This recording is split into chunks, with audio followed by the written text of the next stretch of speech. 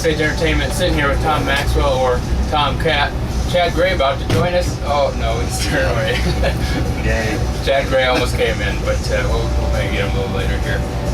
But now Tom, tell us how kind of the band name formed, because Hellyeah, I mean that's just straight to the point. Yeah, the band name. We were to the point. So we were making our first record, and outside the studio we had some empty boxes carrying guitar amps and stuff. Okay. And we were, all come up with the idea because everybody just write something down. Tons of names going all the way down. And somebody, I think it was Chad actually. He doesn't really quite remember, but it looked like his handwriting. It said Hellyeah. And nobody really thought much about it. Then, I think it was just like we were all just kind of looking at it one day, and there it is, man. It follows the mentality of the band of just having a good time, and everybody who's into something, that's the response. It's a big old Hellyeah. All the band members have their other bands and other side projects and stuff. Now, how did Hellyeah form? I mean, how did you pick guys from other groups and things like that? It's pretty simple. Me and Chad have been friends a long time. We met when the Tattoo the Earth tour way back in 2000. Mudvayne and Nothing Face toured together a lot, and we always teased each other with the idea of just writing some songs. So he flew into my hometown, Baltimore, and we recorded "Waging War," which is on our first record. And I think the staying power of that song and the intensity of it just carried over for years. It just kept us saying, man, we gotta do this, gotta do this, gotta do this. If it wasn't for that song, the idea could have been lost in the dust, So Mudvayne came off the Lost and Found tour, and they were taking a long break. And Chad calls me up and he's like, me and Greg want to come and we want to do this. Let's do this. Yeah. So we were gonna get to play drums, And we knew that Vince was, unavailable, not doing anything, obviously, from the tragedy of what happened at the time, which is today's birthday, happy birthday, Dark. So, and we took a chance and called him, and he refused at first. Just I don't know, I think his head was right, and then somebody had called him, it wasn't me, and got him at the right time, and he's like, come on down, So he invited us down, and first day we just kind of chilled out, hung out, grilled and drank, and then the next day we went to work and kind of just threw it all into the fire, just went right into it, and first 8 days we wrote 7 songs, and that was it. It was born. So what's it like touring with these other band members once you guys all come together, man? What is it like? We all hit it off really, See, I'm like the one in the middle that already knew everybody. Okay.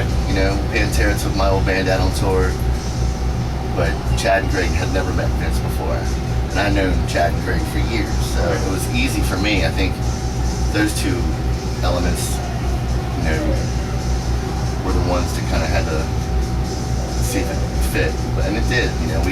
That first record we toured for about 9-10 months, and we all bonded really well and got to know each other even more and became really good friends. And when it was time for us to break away from it so that Chad and Greg could go through Mudvayne, we really missed it. So, but it's turned into a great friendship and a lot of mutual respect, and we're all best friends, and that's the cool thing about it. I like to say sometimes it takes your whole career to find those certain pieces of a puzzle. That's what this is. It's fun. More so. It's a job, obviously. It's turned into that. It's turned into went from an idea to, a project in the works to full-on band now. It's our main focus. Everything else is on hiatus. It's taking a distant second to this band now. It's working. Yeah, and you guys talk about getting together and having a good time. Now, is there kind of a fun question for you? What's kind of the craziest thing that you guys have encountered, either touring or playing on stage or anything like that? Anything stick out? Man, it's every day there's something goes on. We really do live up to what we practice what we preach. We fucking party. We're raging drinkers. Right. And we invite, whoever wants to come hang with us are always more than welcome to hang with us. You know, I mean, it's just like last night, for example. You know, one of our bus drivers was partying with Vinny and woke up this morning with a gash from the top of his fucking scalp all the way down to his eyebrow and doesn't remember how it happened. He's got to go to the emergency room to get like 25 stitches today.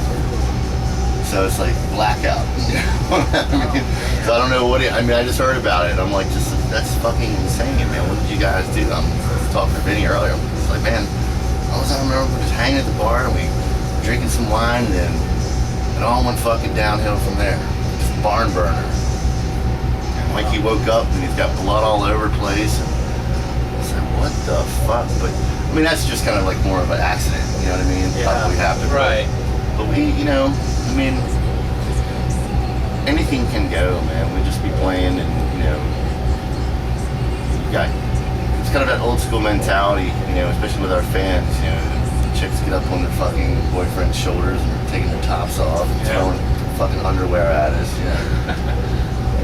It doesn't happen in the metal world very often. Right. You know, we seem to get that 50-50 mix of guys and chicks. Yeah. You know what I mean? People want to have a fucking good time. They want to have fun.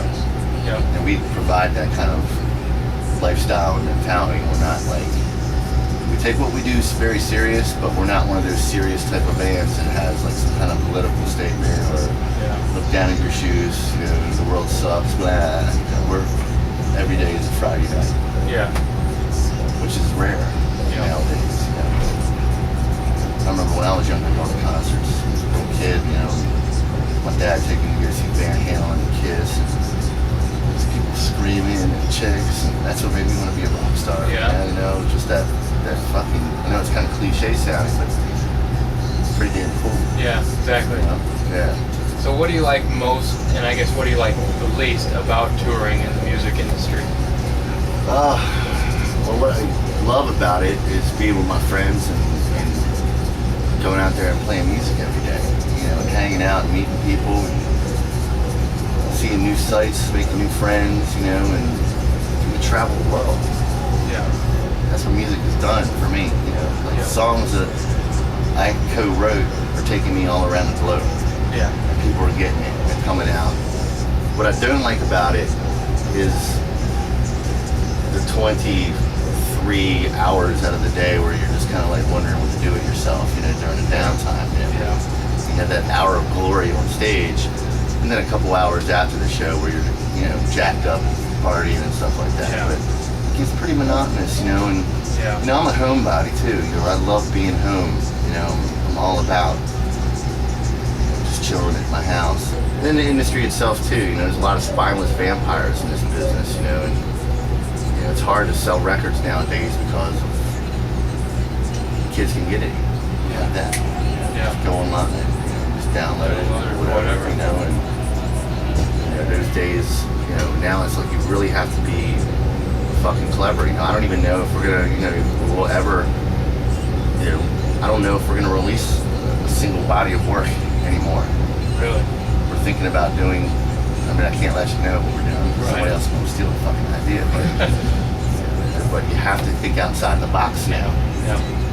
Like with Soundgarden coming back around, they're releasing their record, and the only way you can get it is if you buy this video game through Activision. Really? Yeah, they're partnering up. Okay. That's pretty fucking smart. Yeah. Because you already got it pre-sold at that point. You know? Yeah. Manufacturers are going to buy that. That's one way to ensure sales. Doesn't mean it's going to go off the shelf, but it's one way to ensure that it's out there, you know. Kind of talking about albums and stuff. You just released one, Stampede. Kind of tell us a little bit about that, like how you guys came up with that name, and you know what's the meaning behind the songs in the album. I think, well, the name itself, Vinnie Paul came up with. He felt that it really represented us as a band, especially live, because we are like a pack of wild animals coming at you. Yeah. So we thought it was very appropriate. The songs, the meanings, a lot of them, I mean, I think it's more of a Chad question, but I think on this record, as opposed to our first record, really opened up a can of worms. Yeah. Personally, there's a few songs on there that he's really digging deep and letting out some inner demons, and which is cool. cool. You know, it's a good form of therapy for him instead of bottling it up for years and getting mad all the time. Yeah. Which Chad is. Right. He's a great guy, but he's angry. He's angry. He's angry. Gotcha. Okay. Well, once again, Backstage Entertainment hanging out here with Tomcat. So, like he says, don't go out and steal their music. Go out and buy the album. Stampede's out now. Check it out. Yep. Thank you. It's just a good old boy and me. I got my friends, I got the recipe for one hell of a life.